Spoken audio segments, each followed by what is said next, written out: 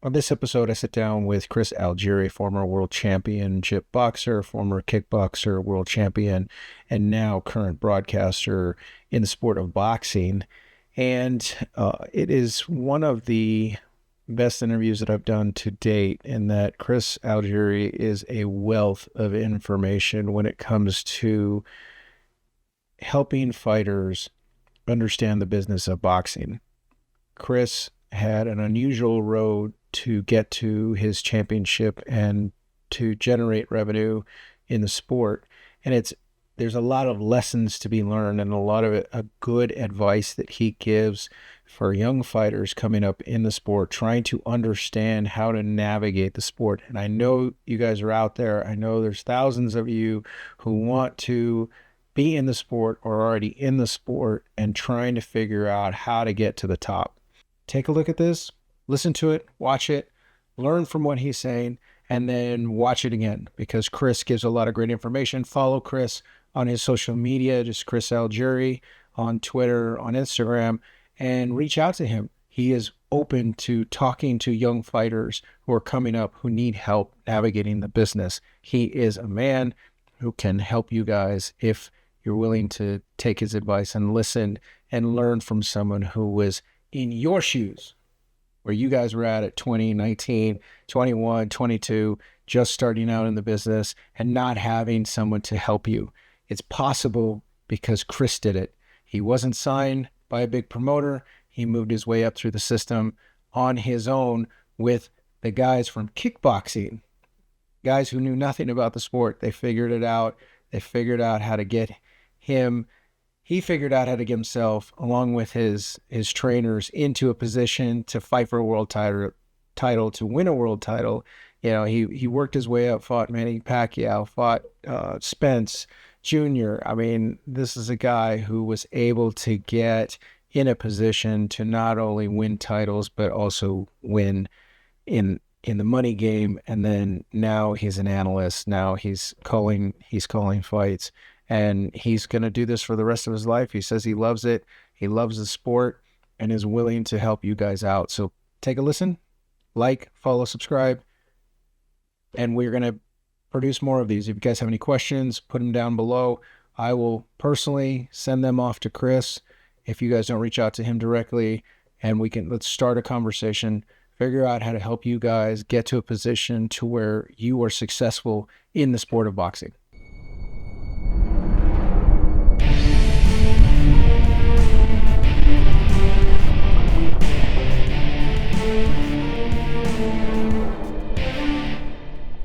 Just right off the bat, I would love to go over your journey in the sport, so fighters can see that there's not one path to get into the sport. I mean, you came from a completely different sport. So how did you make the transition from kickboxing into regular boxing? Yeah, that's a great question, and I think a really good jumping off point because, like you said, that there's not one way to get to the top. So few of us make it to the top. It's really a harrowing route to get from making your pro debut to becoming a world champion and then to making money, because that's not exactly always the same thing. So the goal, I've always said, and I've always talked to other fighters, the goal is to be world champion, make a lot of money, and exit with your health. And doing all three is very, very, very difficult. And most guys don't ever get one of those done, let alone all three. So for me, starting out, like you said, I came from another sport. I was a professional kickboxer. I was a two-time world champion in full contact kickboxing. And the difference for me, I think, one, not having the amateur experience, right? I have zero amateur boxing fights. I went directly from professional kickboxing to pro boxing. I think my final kickboxing fight to my pro debut in boxing was less than 6 months. Oh, so wow. I had my last world title fight, which I injured my knee too, and still was able to make my pro debut in the next 5.5 months.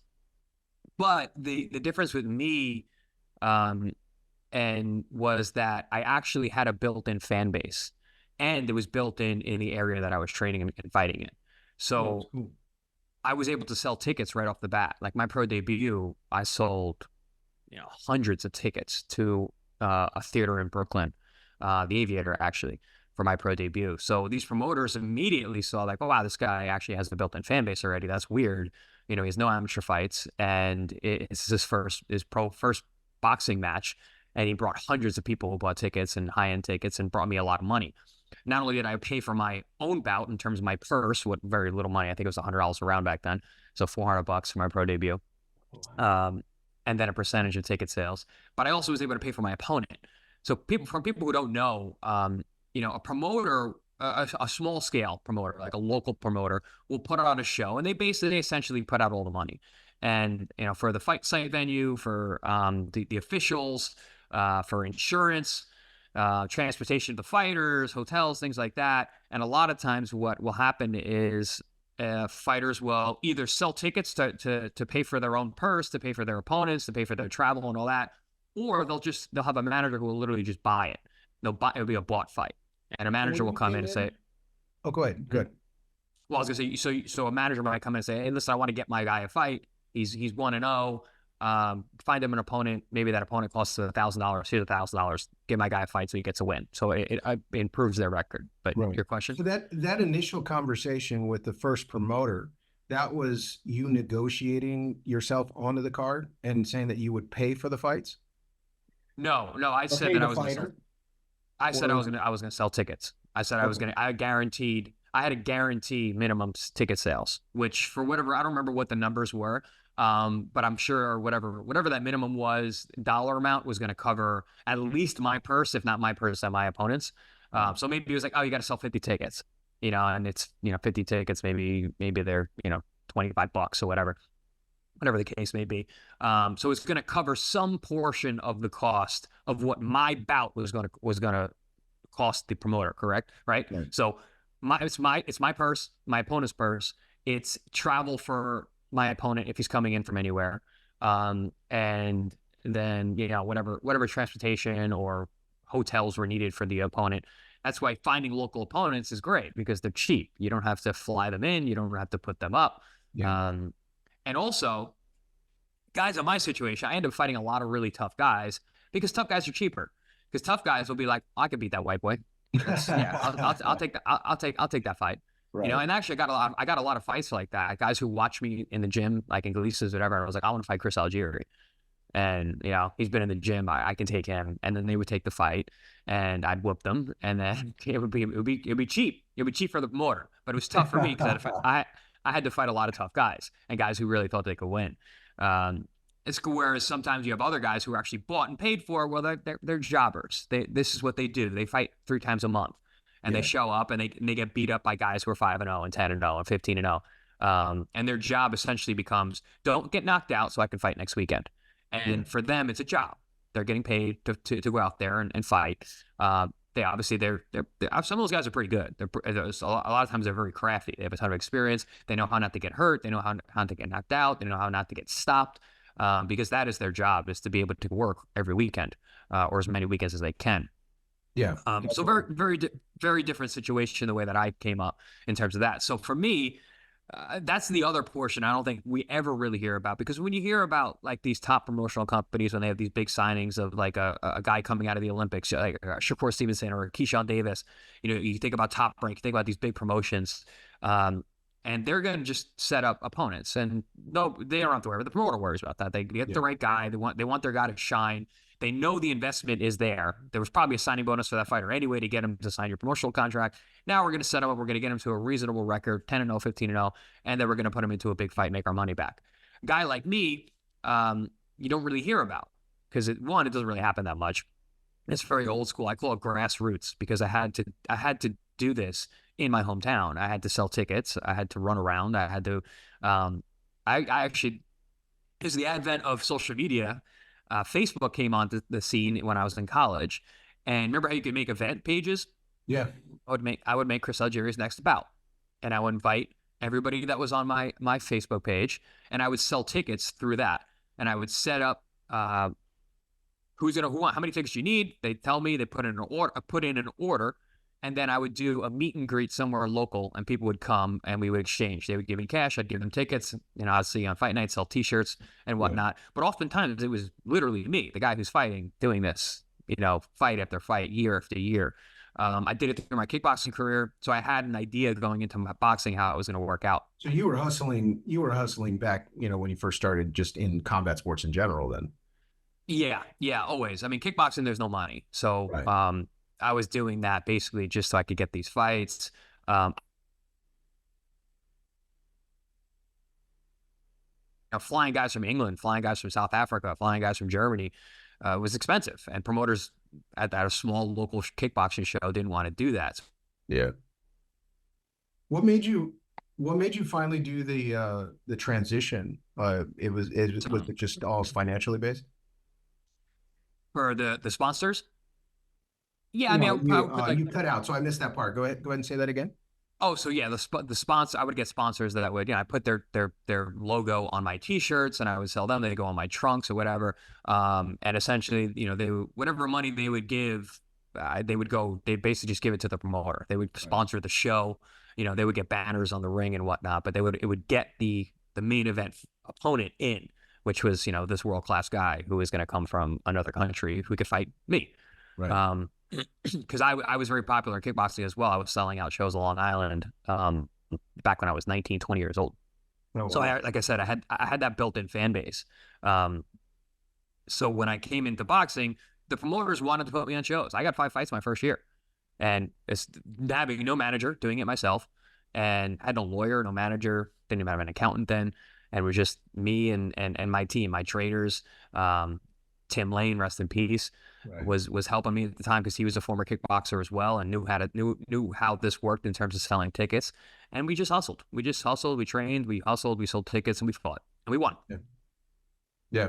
So in your case, and maybe that's the case is that an East Coast, that old school mentality where you guys are putting all the money together or selling tickets, be able to get on these cards? Because I noticed that on the West Coast, a lot of the guys will just go down to Mexico and they'll straight up pay. Yeah. So there's that side of it as well, to where you have guys who don't have a built-in fan base like you have to go another route where they're putting together, they're matching up with promoters down in Mexico, and then paying $1,000 or something like that to be able to fly in a guy or fight a guy out of Tijuana. And I know I guess the known guy to do that is Devin Haney, but there's been plenty of guys who have gone down to Mexico and do that, essentially paying for their first 10, 15 fights just to get their records built up. So that's the third route, the one I didn't mention. So I mentioned the big signing, right? I mentioned the Shakur Stevenson, the Keyshawn Davis, the guys that are coming into the pro ranks already known, and they get signed by a promoter, and the promoter worries about the promoters, the opponents, excuse me. Got a guy like me, grassroots, has to do it on his own, and then there's that guy. So there's the third route where maybe they had some good amateur success, maybe they have a manager. Maybe they have some good sponsors. Mostly the manager is going to pay for these kinds of things. Someone who knows the sport, knows about boxing. And they go, hey, we're going to build your record up. We're going to get you to a good place. And then we're going to set you up in a tough fight if you win, and we keep going. So like you said, in the East Coast, we go down to Dominican Republic. We go down to Puerto Rico. We go down to Colombia. And then if you want to take it to tougher fights, you go to Mexico, because those guys are oftentimes, even the opponents in Mexico are tougher than the guys you find in Colombia and DR. And then you go to like Tennessee, and you get those kinds of fights where the commissions are looser and they can set up these kind of bought fights that are much easier, where guys aren't really there to win. Yeah. And then you get to a certain point, you get to 10-0, and it's like, all right, cool, we're gonna go put you in with another potential prospect on undercard of one of these big promoter shows. And if you win, sometimes you get looked at for a contract. If you lose, the other guy probably gets looked at for a contract. Right. So that's the other route that you can do. I didn't come from a boxing background. My trainers were kickboxing guys. We didn't know how this worked. We didn't want a manager. I don't want to be beholden to anyone. I didn't want to have any kind of sponsors, long-term sponsors. I didn't want managers. I didn't want anyone to come and bring in their money that I had to pay back later. That was just my own mental thing that I didn't think was a good idea. And I just had an idea that the sport could get really ugly really fast. So I just kept it in-house the best that I could. And we did it the way that we were able to do it. I didn't even know about buying fights until I came down here, probably 10 years ago. And I was like, I mean, Oh, wow. you can go to Puerto Rico and just just pay for basically a cab driver to step in, and you get it goes in your box rec. Really? That's a real thing? Yeah. Yeah, I had no clue. Like I said, we didn't have, I wasn't with boxing people. I didn't have, my trainers didn't know the sport any more than X's and O's. They didn't know the business, I should say. Right. We Well, knew the that sport, we could fight, but we didn't no idea the business worked. Right, right. So actually, that's interesting. So that it gives you a unique perspective in that you didn't have any guidance from someone within the sport. So what was the biggest surprise coming into the sport of boxing that on the business side of it that just kind of blew you away? There's a lot. There's a lot there. Yeah, yeah. There's a lot. I guess initially it was just like, uh, I mean, I started at the lowest rung, so I Right. dealt with like the lowest of the lower promoters. Like I had my purse checks bounce, multiple times. So like That's I awful. couldn't believe how poorly run, some of these shows were. Right. Because I've been going to shows for a long time, and I always wanted to be on these fights and fight these guys. But then I saw the inner workings once I was fighting, and I think my team and we brought a certain level of professionalism and class to even the lowest rung. Because I was a world champion kickboxer. We fought on big stages and big fights like in kickboxing, nowhere near what boxing is like, but still we knew how to act professionally, and we acted like we'd been there before, Yeah. and we were pretty blown away by those first bunch of cards, kind of seeing the inner workings and how these promoters were working, and just the handoffs and the way the ticket sales went and everything. So that was the first kind of really big surprise, was that kind of shady business. And Yeah, it's uh unfortunate that yeah. that's a lot of fighters' first experience in the sport is that disorganized, lower tier promoters that are just looking to line their pockets Mhm. and put these cards together as many as they can and get these matchups with fighters that that are essentially paying for it because they're selling their tickets or it's it's disappointing to know that that's the feeder system because essentially that's what it is. It's an unofficial farm system for the larger promoters because you know that all those matchmakers, that's what they're doing is they're looking at these fighters that are coming.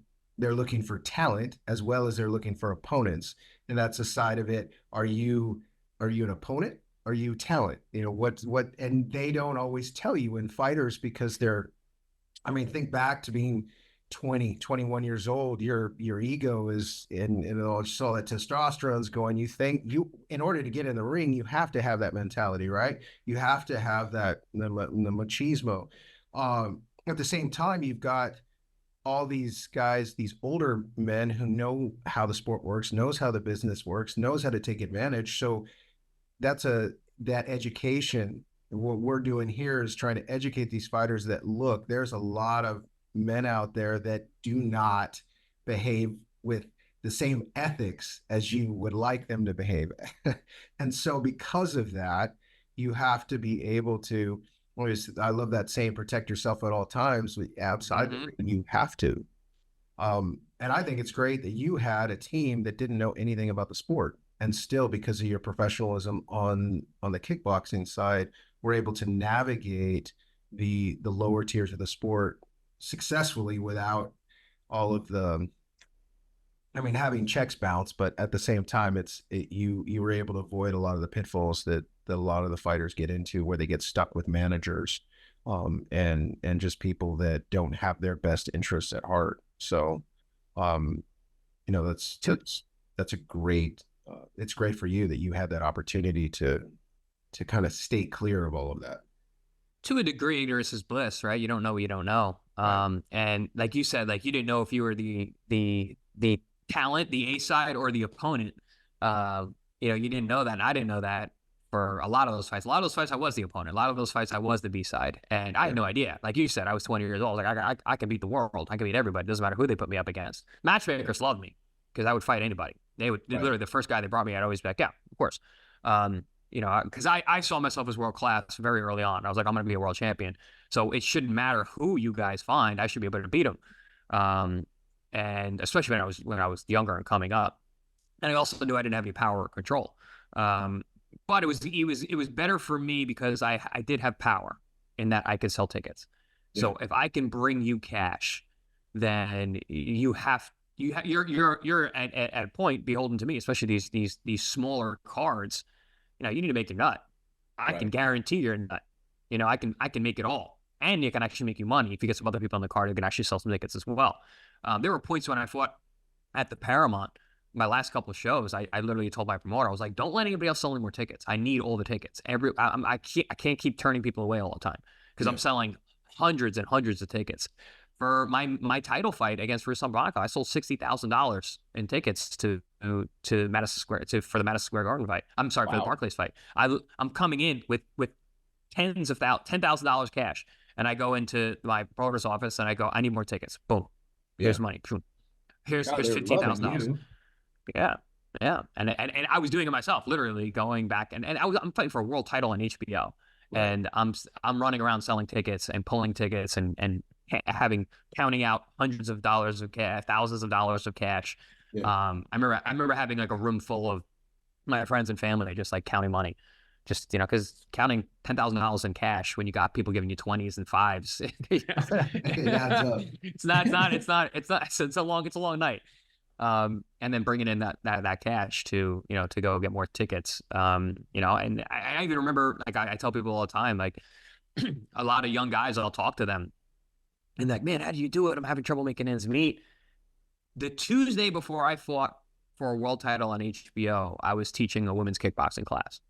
I was a personal trainer. I worked pretty much the whole week. I worked up until the press stuff started. On Wednesdays, press is the presser, and then, Thursdays are the media workout, Fridays the weigh-in. Like I worked pretty much up until then, and then I just kind of focused on the fight. But my whole training camps throughout my coming up until I was a world champion, and I had a job and I worked. So I was paying my way. Again, I didn't want to go into debt. And that's something that I think a lot of young fighters need to realize. Those signing bonuses, those ain't free, man. You got to pay that back. That's an investment that managers are taking in you.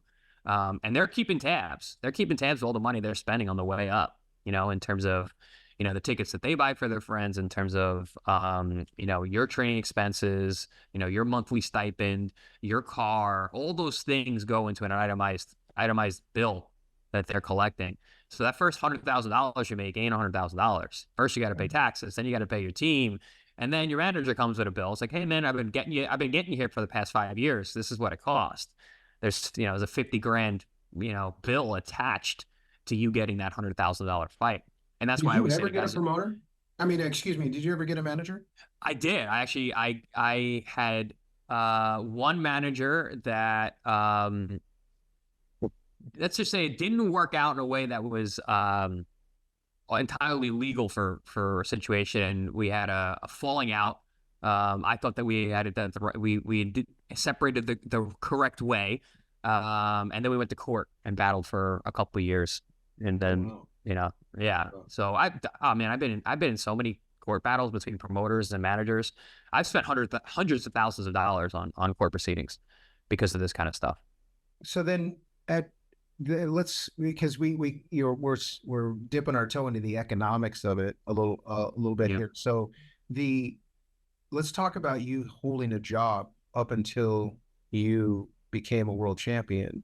The money generated from your fights before that Ruslan fight on HBO, so you weren't generating enough money to live, then you had to keep working. Oh no, not even close.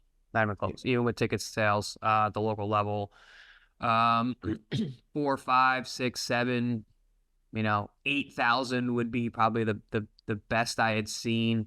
And that's including my ticket sales, because of my percentage of ticket sales.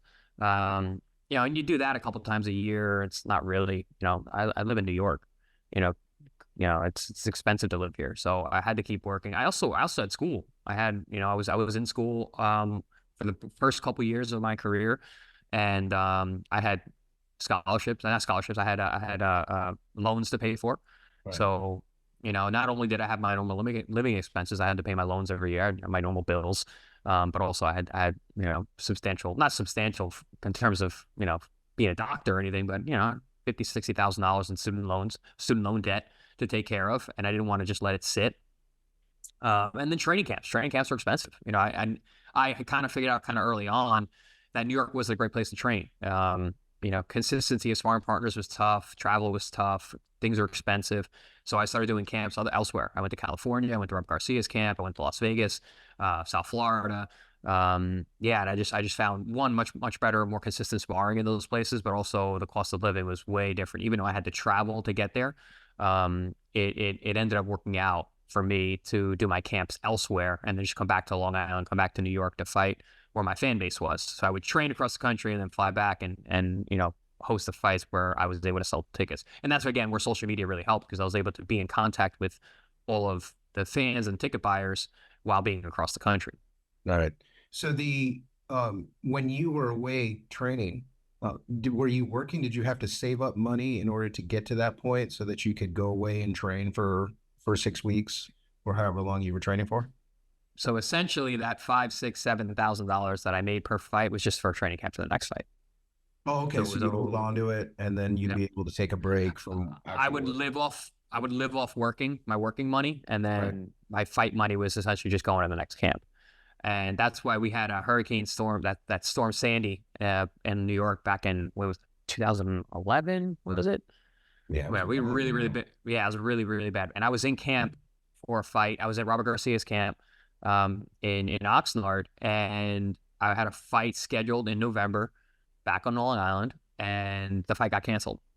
So then I was really out because I spent the money for my last fight on that camp. I was in camp there for 4 weeks. And then when it was time to come home, the fight was canceled. So I didn't get paid. And then it was right before the holidays. There was no other show being done. It wasn't like, oh, November, we're fighting December.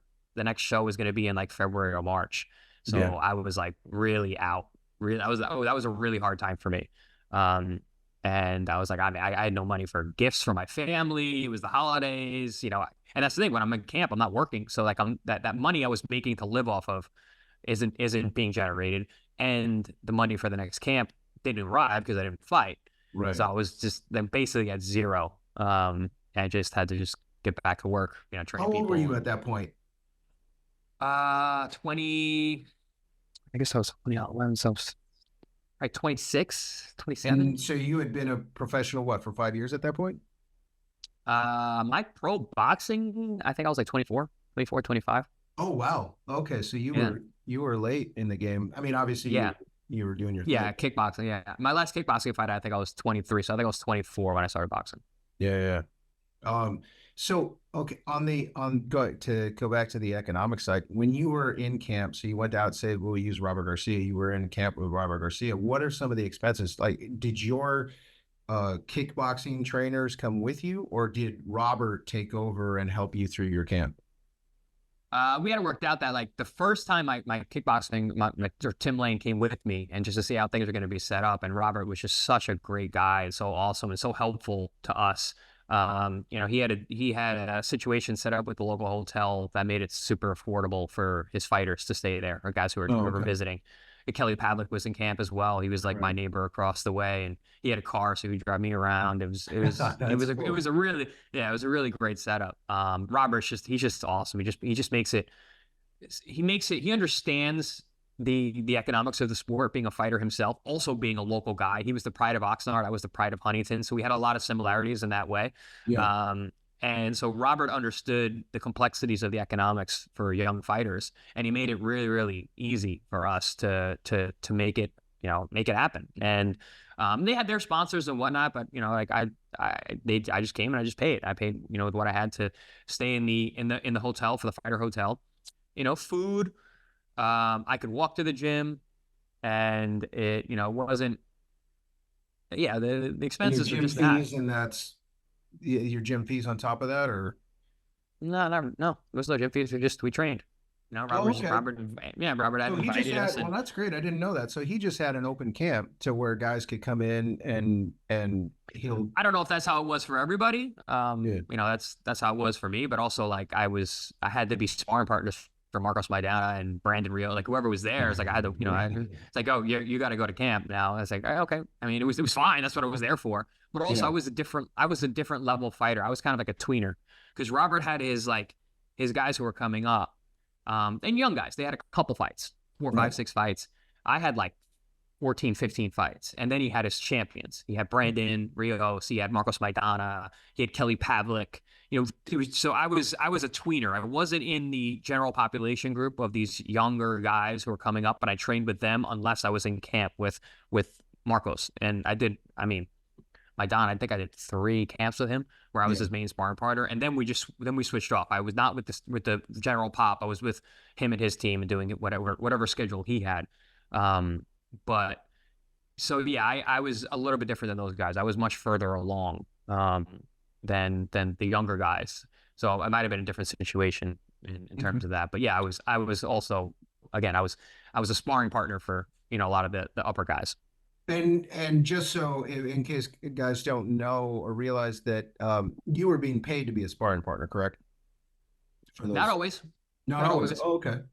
No, not always. A lot of it, like I was looking at, because like I said, I knew I was world class, and also I was doing really, really well with all those guys. And that was another reason why Robert liked me working with his guys, because I could box. I was, I wasn't just in there banging with these guys, but I was giving different looks.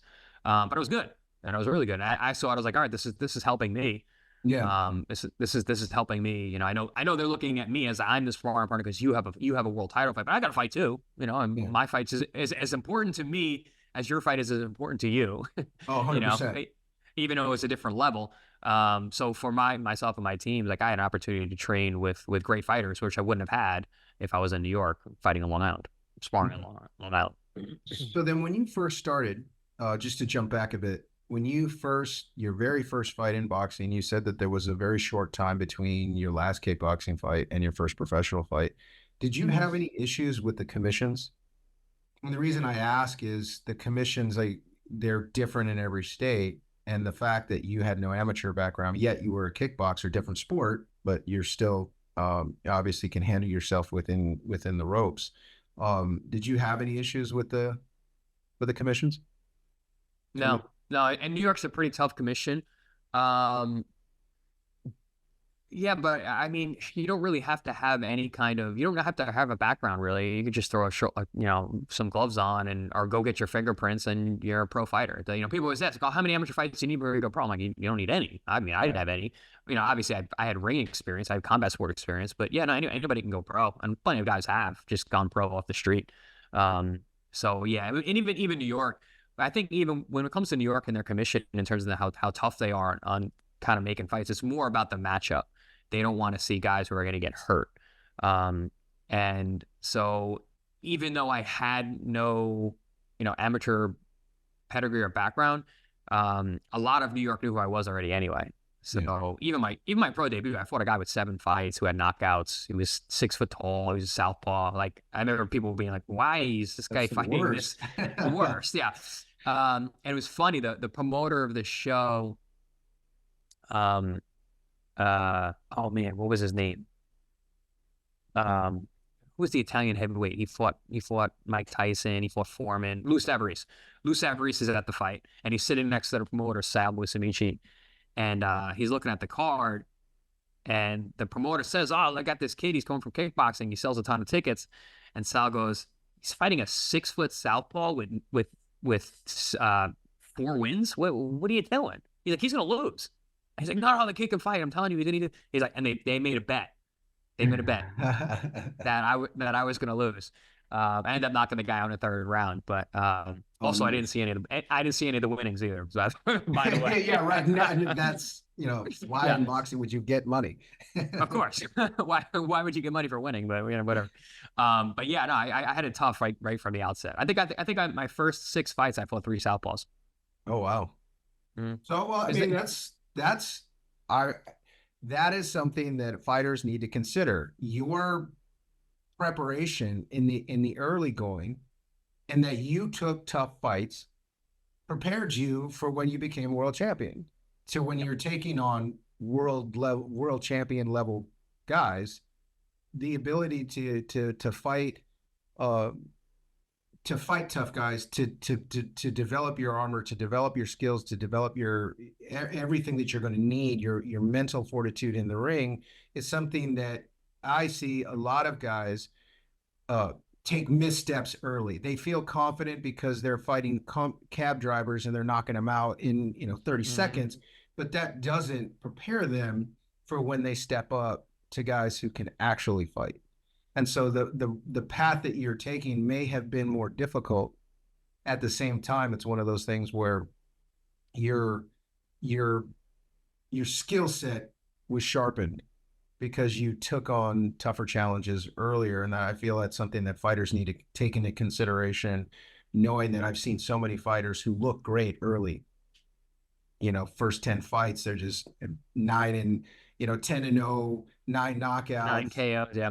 And then they step up to a real prospect, and all of a sudden they're just like, they get wiped out because again, they think that they're the they don't realize that they're the opponent. They step up and then they lose to someone who can actually fight. And so that's it's a good, your path is a great path for preparation for later in the sport. So I think that's something that fighters need to be aware of as well when it comes to choosing opponents, especially when they're paying for them. Yeah, and you're just paying to pad the record, right, and not get the experience you need for when it is time. Yeah, and that's one of the beauties that I love about the business side of it. Watching, being at Top Rank, being surrounded by Hall of Fame matchmakers, and watching the matchmakers put together fights. That that they know that their top guys can't lose in the developmental stages. We all know that. At the same time, there is an art to finding opponents that are going to sharpen certain skill sets that they need. And so they see that, they recognize it, and they're like, okay, this fighter B is going to fight our A guy because our A guy's having trouble with fighters that move a lot. He's having trouble cutting off the ring, so we got to get him in there. And that's having seen the top level guys being able to match make. It's an art. It's definitely an art in the developmental side of it. Top Rank is the best at that. Their ability to hone the skills of their top-notch, top-flight guys. And you're walking a tightrope because you want a tough fight, but you don't want it to be too tough. You don't want them to spill over and get a loss because, like you said, the top guys can't lose, and you can't. We live in an era where you can't have a loss early on. Yeah. So you're really walking a tightrope in terms of these matchups. Yeah, you want tough matchups. Yeah, you want them to be. You want them to get some resistance. Resistance is the word that I really think about because a lot of those guys, like you said, the 10-0, 9 KOs, did it all in DR and Mexico. He had no resistance. So what happens when someone puts up resistance? Does he then step up, or does he take the loss?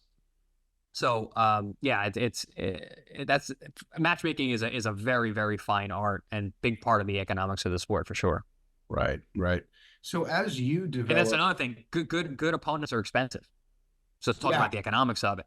Those guys. So getting the right opponent means you're hand picking a guy. Oh, you want me for your guy? Well, guess what? You got to pay. So that's something that I think a lot of people don't really think about. Good opponents are expensive. Right. And there's a lot of guys in the lower levels of the sport that are developing that actually I know matchmakers, I'll call them matchmakers, that will develop fighters just to be opponents. Oh yeah. And so they have this feeder system of guys, and they'll rotate them through. Yeah. Right. Well, like he put on a good fight with our guy, so and so. So we'll bring him back. See how he does with this guy. We'll do with the next guy. You'll see that face over and over again. It's like, wait, I just saw him fight, 3 months ago, and he's a good opponent. So yeah, and they'll do that. Because they get decent paydays. I've watched guys because when I was doing regular shows out of Mexico, I got to know a lot of the fighters, and they a lot of them. I don't want to say they realized that they weren't going to get to the upper levels of the sport, but they would jump at any opportunity for pay as an opponent on Top Rank cards or Golden Boy. They would always jump up there, and more than likely, I never saw any of them win. They always lost, but they would take that $5,000 because it's something, instead of going down and paying $1,000 for an opponent, they'll make a couple thousand by the time it's all said and done. So when you got into the championship level, what are some of the pitfalls? What are some of the, I mean, obviously there's a ton of accolades and you got to the highest level of sport. What are some of the pitfalls when you got to that point in the sport? Well, my issue was that I signed with a local small promoter prior to that, because I needed, I needed to get to that level, and being able to sell tickets and jump around from promoter to promoter was getting increasingly difficult as my opponents became more expensive. Because now you're looking at 12, 13, and 0. You need opponents who have 15, 20 fights. Guys, those guys are more expensive. You need more rounds. 8-rounders, 10-rounders are expensive. They're expensive slots to fill. So it became impossible for me to do it on my own in terms of just selling, a 500-seat arena, out to sell, to pay for me and my opponent. So then I signed with a local promoter. And I was dumb. I was young and dumb, and I didn't even have a lawyer yet. And, I had my team look over it, and we had like a friend lawyer look over it.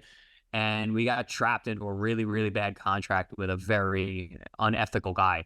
And it was hell and pain for the rest of my career. We're looking at another, from that signing till my retirement, we're looking at 10 years of a major problem because of that contract.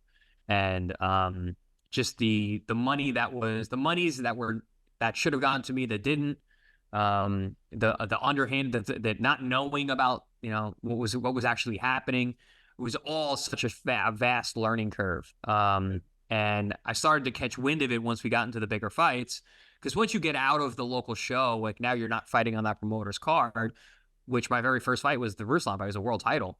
And I'm stepping into the biggest fight, the biggest platform, the biggest money I've ever had. And then it's like, well, what is the portion of the money that you're getting? When you hear that, like, what does that mean? And I remember being like, what does that mean? What portion of what money? It's like, well, this isn't your promoter's show.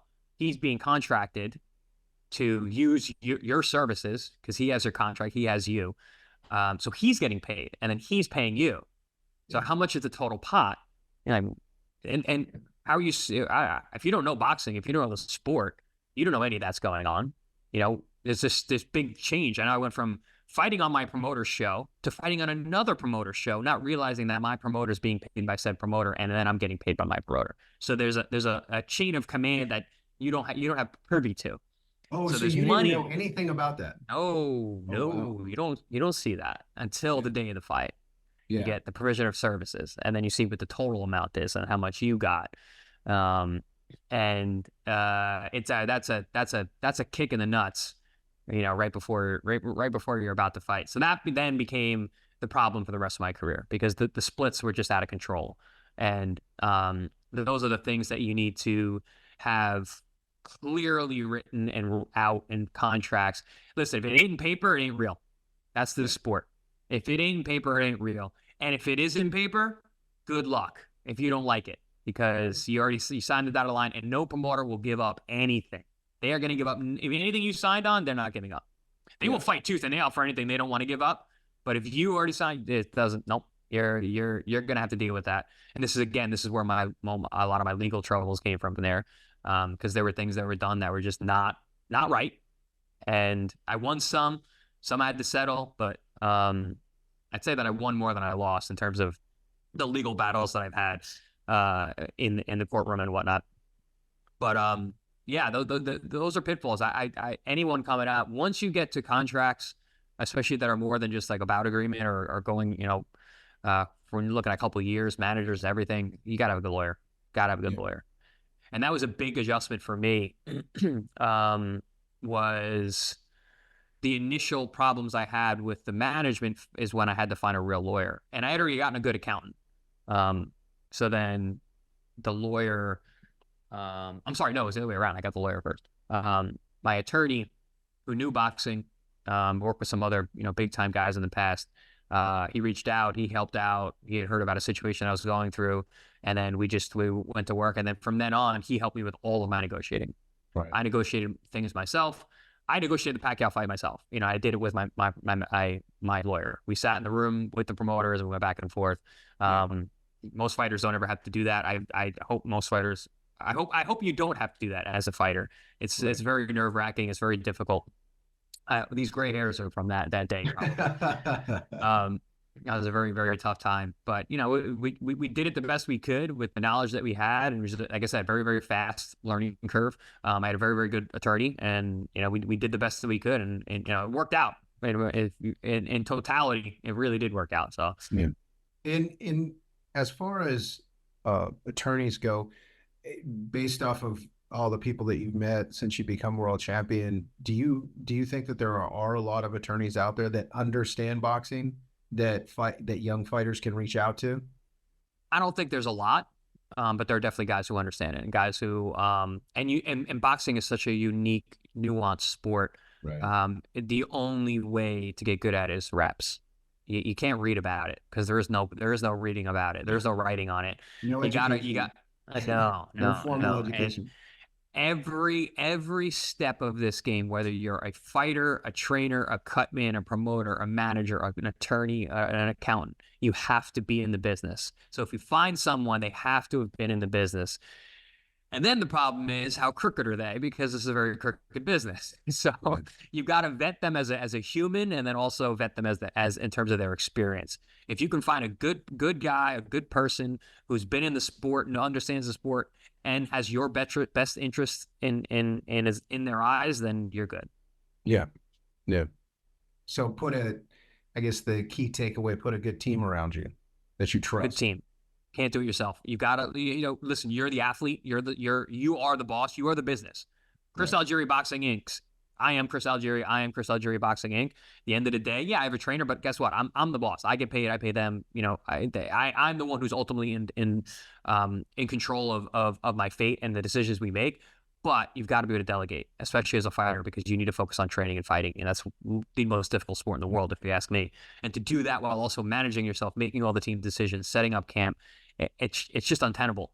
So having a good team around you, a good accountant's really important, guys. Taxes are crazy being able to deal with taxes. They don't take them out for you. You have to pay your taxes. I hear that all the time. No, they take those out. No, they don't take those out. You have to pay for them. Paying your team, having a good accountant. Your team, obviously, you got to have a good team, but I'm sorry, good attorney. I think the attorney is probably most important, especially early on. It's probably the first team member that you should really get outside of your gym guys. And then once it gets really crazy and does get untenable in terms of your schedule, getting someone to manage your schedule and manage your business and manage basically just your camps, your appearances, your interviews, that stuff really helps. And whether that's an actual team manager, or if it's I don't want to say assistant, because it's definitely way more than that, or even someone to do your press. You gotta have multiple members of the team, and that's again where the economics come in. These people all need to get paid, and you are the moneymaker. You have to pay everybody. So boxing fighting is a very expensive business. Very expensive to be a high class athlete. Yeah, definitely. In terms of advice, I mean, what you just gave, you just pretty much laid out what fighters should need to do. And that's great. I would love to just clip this little piece off and put that out there so that fighters can understand everything that they need to do structurally to put together a team inside for inside the ring and outside the ring. In addition to that, is there, being that you're retired now, that you're an analyst, you're able to have this experience under your belt. At the same time, now you can step away and look at it as a veteran, being able to not only analyze the sport, but in addition to that, understand the sport better. Is there anything that just pops out that would be your top advice to a young fighter? Say you're having a conversation with a 20-year-old kid. He's maybe had 50 fights amateur and he wants to go pro. What would be the number one thing that you would tell him in terms of how to navigate your career? Or is it just as simple as you just went over? There's so many things that you have to be able to manage that it's not. No, there are so many things, and I think we spoke about a lot of other things that I think I even said are really important. But if I had to really just hone it down and focus it in, I'm going back to that one thing I said. whatever you do in the sport, the only way to get good at it is to do it. So finding someone with experience and who has your best interest in mind, I think is that thing. And it doesn't matter what that person is. That person could be your trainer. It could be your trainer. But if they know the sport and they care about you, that's a good place to start. And it could be the manager. If that manager has experience, knows the sport, and they do care about you, that's a good place to start. And it could be the attorney. That was kind of how it was for me. My attorney knew the sport and he cared about me, and that was kind of my first step into making to the big time. Yeah. So I think that's really important is having someone who's put in the reps and that they care about you, because that's huge. It can't be just one of those. It can't be someone who cares about you but has no idea what they're doing, because I had that. That didn't really help me. And then you can't have the guy who knows the sport and doesn't care about you, because that's most guys, and that's most people the way they get treated in this sport, and they get chewed up and spit out very, very fast, because then they get used, just like you were saying earlier. Yeah. So having someone who knows the sport and cares about you, that would be my first and key advice to anyone coming up. If you got the skills pay the bills, right. But having that direction and having some care, I think really matters, because this is a very, very dog-eat-dog business. And if you're not protected, you're out there, you're vulnerable. I don't care who you are. Yeah. And I'd also throw in there, one of the things that you said is you're the boss. A lot of fighters, I don't think that they realize that they're the boss, because they're young and they're being told what to do. And it's tough when you're dealing with, say, a 50-year-old man and you're 20 years old. Of course, and you trust them. Mm-hmm. You don't realize that you are the boss. It's your call. It's your life. You're the one who steps in that ring. You're the boss. You make the calls, not, of course, surround yourself with people that you want to take their good advice or great advice. At the same time, you're the one that ultimately has to put yourself on the line. And that's a great point. It's funny because I've seen the transition when fighters realize that. And a lot of times you got guys that you had the same coach as you were a kid in the amateurs. And you kept that same guy. You said that 50-year-old guy who's telling you this. And then eventually the money starts coming in, and then you start, wait. I'm like, wait, I'm making this money. I'm the boss here. Oh, and you see a shift, and it's usually not good, because the transitions, it's too aha moment. And then the fighter turns into like, well, listen, bro, I'm going to do it. That can ruin a fighter. Having a smooth transition there and realizing that you actually are the boss, but also having the same level of respect that you always had, I think is really, really important. And for me, I think I had to take the reins so much of my own career. I never had that transition, because I always thought I was the boss. I always knew I was the boss. I always knew that this was my show. So I never had that.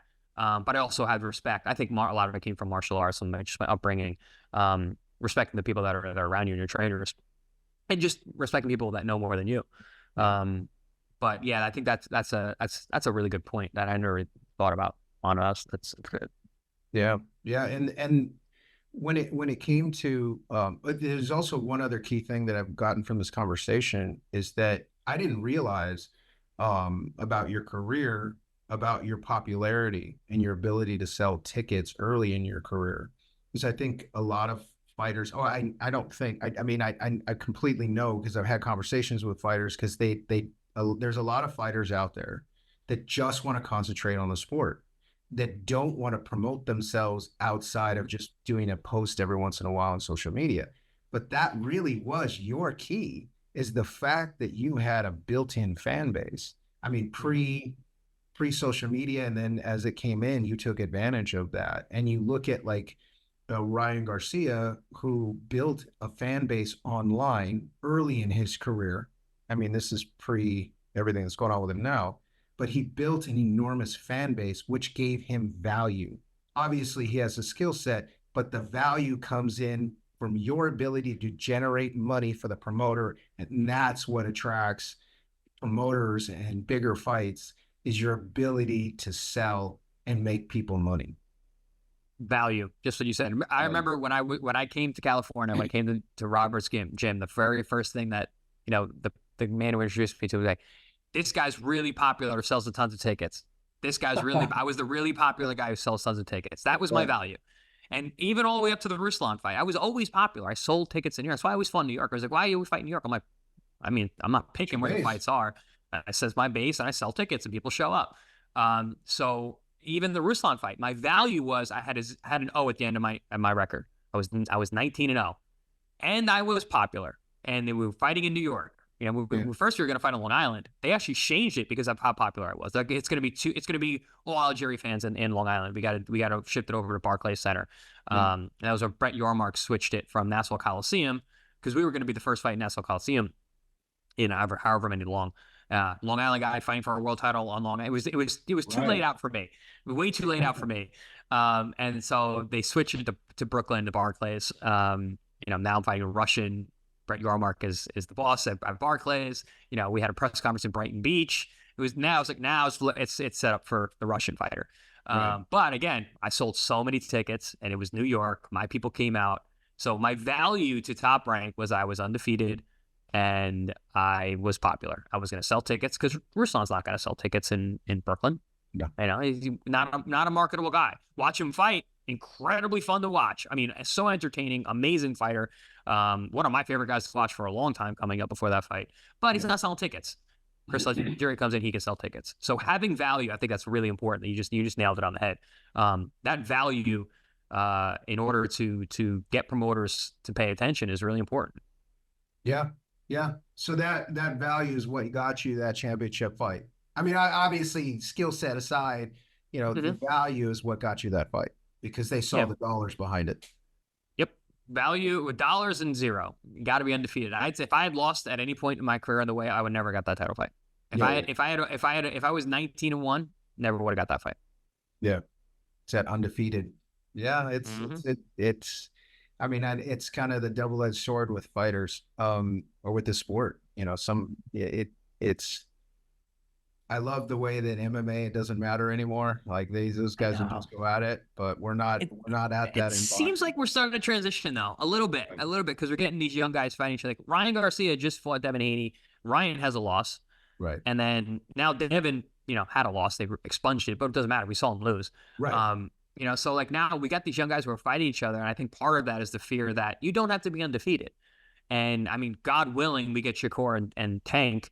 Now that it seems like the floodgates are open for them to fight, you know, but it used to be no one wanted to risk the investment, but now it seems like we're going back to maybe a little bit, hopefully, maybe I was speaking too soon, the 80s when guys used to fight.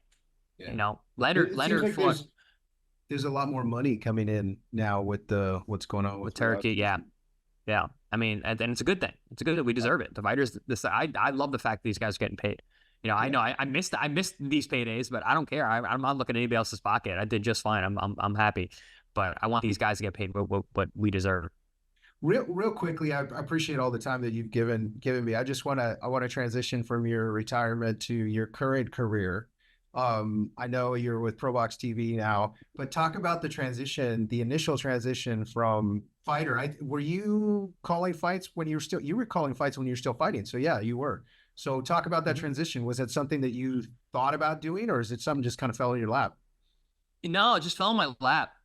It's funny. The very first job I ever did was kickboxing. I got called for Bellator was doing a Bellator. They were trying to do like an American kickboxing launch. And then Bellator was doing shows, and they were doing simultaneous cage and ring, kickboxing in one, MMA in the other. And they had two different announcing teams that would work the show.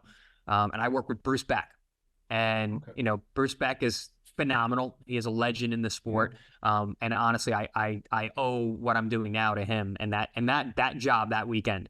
I mean, he took me right under his wing. We were buddies, hanging out all weekend, working out together, going to eat together. Nice. And yeah, it was awesome. It was great. And he doesn't know kickboxing, right? He's called tons of boxing over the years, amateurs and pros, but he's like, I don't know kickboxing. So he's like asking me about kickboxing. We're in the gym. I'm showing him my kicks and what they're called and a certain thing, you know? And then, you know, he's got all these notes and he's super professional. And we did the show, and immediately when we're done, he takes the headset off and he goes, you know, kid, if you want to do this, you're good at this. You can do this. Yeah. And I was like, thanks. He's like, I want to pitch you in touch with some people, blah, blah.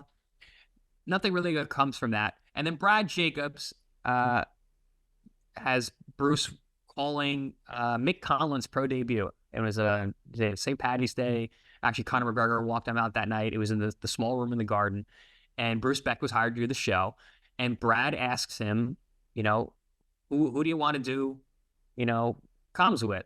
He goes, I did the show with Chris Algeri last year, and he was great. And Brad's like, oh, we love Chris. Absolutely. Yeah. Calls me up and says, can you do the show? Yep. That was my first show with Top Rank. I think I did 3 more that year.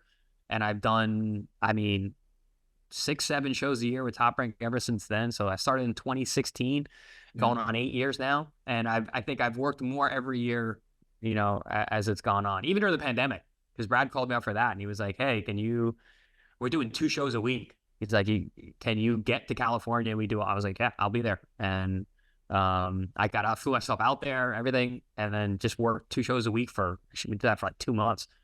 Yeah, you guys were locked down too, weren't you? Yep. Locked down, did tons of reps. And that really now, like once I came out of that, coming out of the pandemic, being able to work through that whole time where no one was able to work, right, actually making money and getting experience in something that I'm doing now. After that, I was like, I can do any show. I don't care how big it is. I'm ready for that was my first 20 fights. And I came out of that and I'm like, I'm ready for a world title. Put me in anything. Since then, I've called Anthony Joshua fighting Usyk. I've called big fights. So it's my favorite thing to do. There's nothing else in the world. I want to do this to the day I die. I love calling fights. This kind of stuff, like beautiful. Doing shows, doing, podcasting, and that's all fun. Nothing's like calling fights. I love calling fights. 100%. What you made, I don't know if Brad ever told you, but so you and I spent a lot of time on the road together for the Pacquiao buildup, and I got to know you. And Brad was looking for, someone else to fill the roster on the broadcast side. And I told him at the time, I was like, I didn't know if you had ever done broadcasting at that point, but I'm like, talk to Chris and see if he'd be interested in it, because he's got the gift of gab. He's just really good at it and knows the sport. And he's like, you see him the wheels turn. He's like, okay, I'll think about it. And so eventually, that's cool that he got, it all connected, and you were eventually able to get in the seat. So that's really cool. Well, real quick, one more story. So this was 20. Actually, this is right before this is 20. Jeez, when was this? It was 2014. It was beginning of 2015. It was right before I fought Amir Khan, right after I fought Pacquiao. HBO called, and they were like, "Hey, we're looking to get another broadcaster in, because Roy was still fighting." Andre Ward was still fighting. So they had these guys that, like, if they were in camp, we need someone to fill in. And they're like, Chris, you'd be like our 3rd man or 4th man or whatever, whatever bench, we call you off. Right. But we want to test you out. And I'm like, okay, cool. They call me in, and Jim Lampley's in there. So we're in a studio. Awesome. They bring me in with Jim. And I'm like, listen, I'm in a boxing fan since I was like a kid. So I'm like, whoa. So I called 2 fights with Jim. And one of them was a Pacquiao fight, Pacquiao Marquez. And I had watched this fight a million times because I fought Pacquiao a couple months earlier. And I know the problem that Pacquiao made that got him knocked out. And he made an extra stutter. He always stuttered and bang. And he made an extra stutter before he went. And Marquez, being so sharp, catches it because he had dealt with him for so many rounds at that point, flips him and runs right into it, knocks himself out. So I bring it up on the mock broadcast, and we finish. And it's pretty much the same thing. Jim takes, he goes, that was good. He goes, he's like, that point you made about that extra stutter, no one's ever said that. Oh, wow. And I'm like, yeah. And he said, he's like, I called that fight with Roy Jones Jr. Roy Jones Jr. didn't catch that. He was like, and you caught that. You caught that, and you articulated it in a way that made sense. He's like, he's like, that was really good. And when Jim said that, I was like, you're like, yeah. Well, not even mad. I was more like, just like, whoa. No, that's a huge compliment. Yeah, right? Absolutely. Yeah. So that was amazing. That was really cool. But then I think right after that, I signed the deal with PBC to fight on their guys, and then I was fighting on Showtime. I don't know if that had anything to do with it, but I never got called back, and then HBO folded up, shortly after. Yeah, that's a bummer, because as far as boxing shows go, I still think that they are the best. And to this day, Hands down. no one matches the quality of their broadcasters, of the production, across Yeah, the board. HBO, everything. everything is I'm still. so happy I got to fight on their air and win a world title on there. It would have been amazing if I could have been able to actually call a fight there too. But Yeah. you know, I got Yeah, it would have been I a nice circle, a right? nice circle. Yeah, yeah. Because I think I'm going to be known more for this than even for fighting at some point. Right. Because I'm still young and I'm like I said, I love doing this. I want to do this forever. So Yeah. And there's a bunch of kids who are coming up that have not seen you fight. right, And and so that's going to get worse. You know, that gap is going to spread. right, You know, that's the right. funny thing. Like these past couple of years, like I'm calling guys I spar with. I'm calling guys I fought. I'm calling guys I'm in the gym with. Like even like a couple months ago. You know, Yeah. I'm going to separate myself from that. You know, pretty soon, and I think it's gonna change up things a lot. Yeah, yeah, it's definitely a progression for you, and I really feel like I would love to. I don't know what's going to come out of this. I really don't. I mean, I have my ideas as where I want it to go in terms of being able to help young fighters, but also help the sport in general.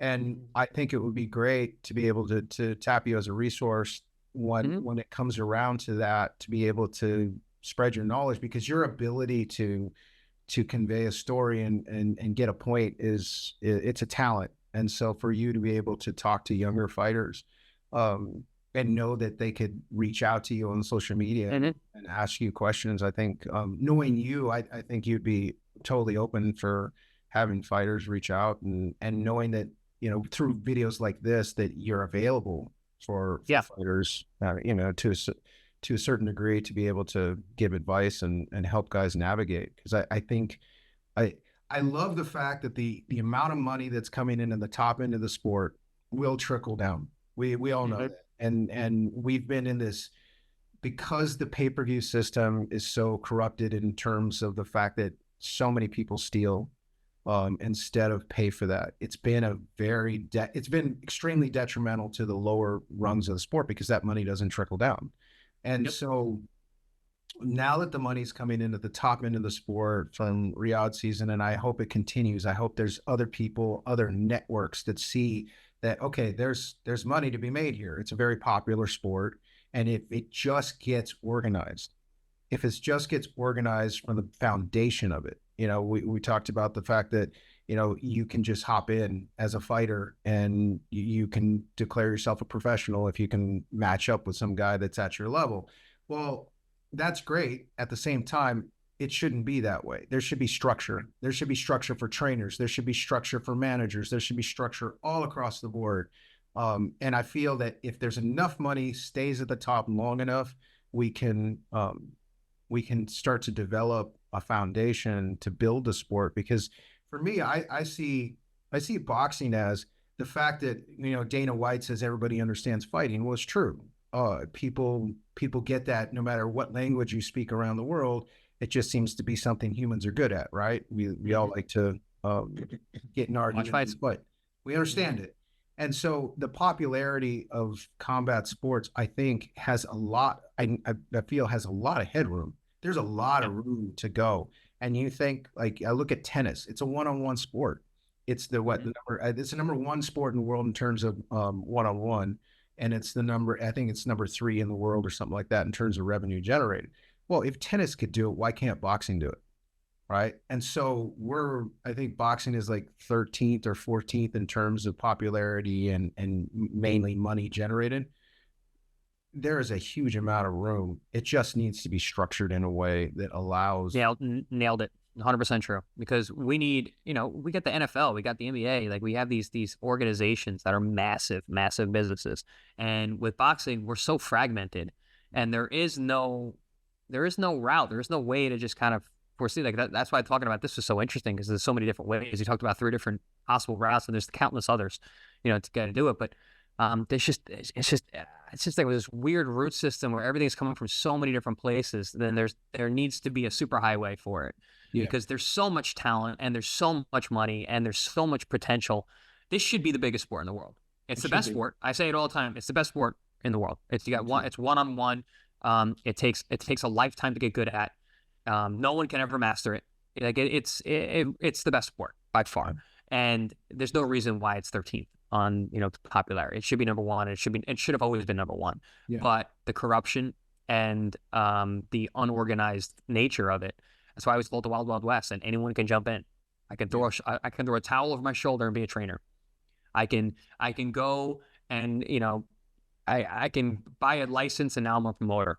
Like, you can't do that in NFL. You can't do that in the NBA. Yeah. And for a good reason, because you shouldn't be able to. So yeah, I agree with you 100%. And wherever this does go, let me know. I mean, keep me posted if you want to talk more or organize those, because a lot of these thoughts I'm just kind of freewheeling. So some of these Yeah, are no, organized and a little that's the better. thing is, I love these conversations that's kind of keep them open. I might have a structure of questions, but at the same time, I just kind of like to let these things flow because you never know what's going to come out of it. The fact that I didn't know how popular you were coming out of kickboxing, boxing, and that's a completely different route that I have not seen. That's a rare route. That's the forgotten route. We don't see that much anymore, especially since the pandemic. The pandemic killed the small shows. So the popularity of having people coming out to fights consistently is forgotten. It'll come back because guys will come back, but it's rare you get a guy. That's why I call it grassroots. It's rare you're going to get a grassroots champion, where a guy kind of comes up through the ranks, which it's kind of a forgotten thing. I mentioned Robert Garcia. That's kind of how he was. Like, that's why him and I have those parallels. He's the pride of Oxnard. I was the pride of Huntington. Like, we came up fighting on our local shows. Like, you fight in our backyard and became world champion. So interesting. Yeah, that's a cool story. It really is. It's a cool story. I'm trying to think of if I've ever seen a fighter do that.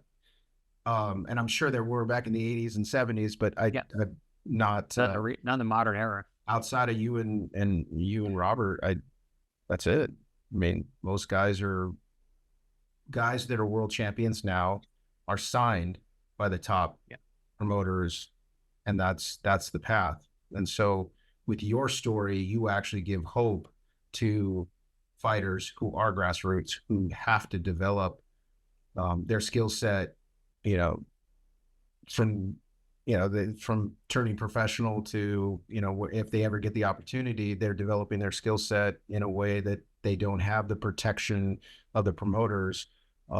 It's something that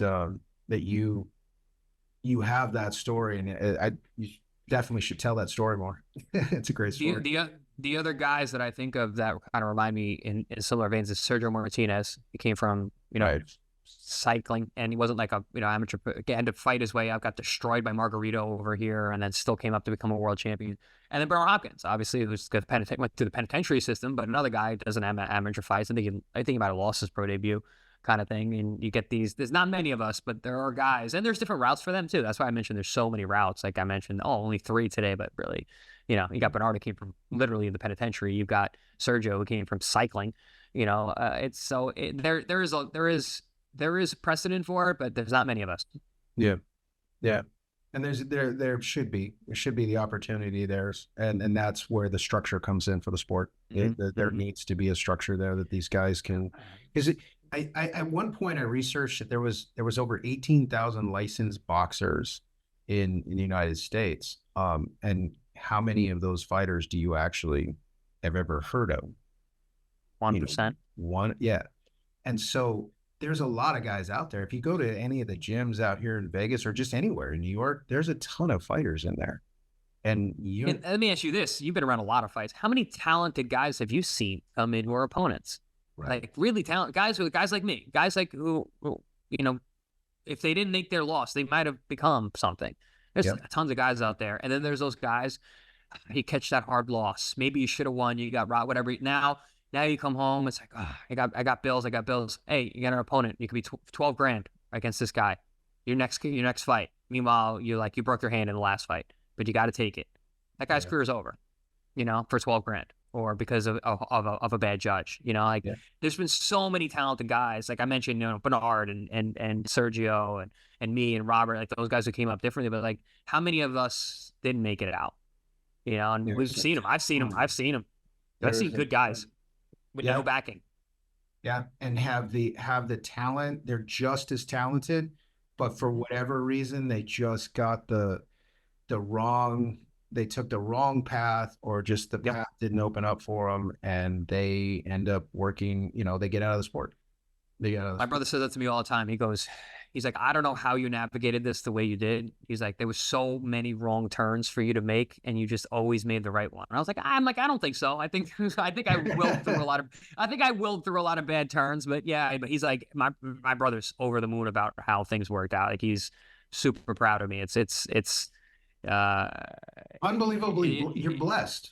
It embarrasses me to hear him talk about it, because he's my hero. So it's like, he gets so he gushes over my career. It's cute. Yeah, you're definitely, like I said, you're definitely blessed. You had, you overperformed in every way throughout your career, and that's what you have to do to be a world champion.